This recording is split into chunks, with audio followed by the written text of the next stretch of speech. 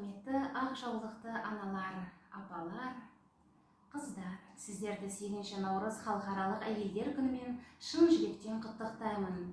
Сіздерге зор денсаулық, бақыт, отбасыларыңызға амандық тілеймін. Ана бір қолымен бесікті, бір қолымен әлемді тербетеді. Ендеше аналарымыздың құрметіне осы өлең жолдарында арнаймын. Ана, сен бақыттысың, жыламағын, жай түсіп жатқанда да құламадың.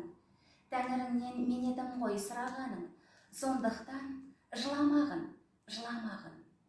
Бармын ғой, тірімін ғой, қасыңдамын, өлмеймін мен өзіңде асылданмын. Таусылып өз-өзіңнен шашылмағын, байырғы берекеңді қашырмағын.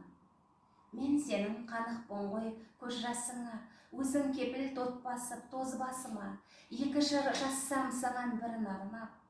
Ана деп жаздым ылғи жар басыңа.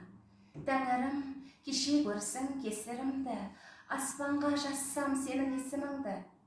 Ана, сен бақыттысың, тербете бер құба талдан иілген бесігімді. Аяулы аналар, тағы да мерекелеріңізбен шын жүректен құттықтаймын.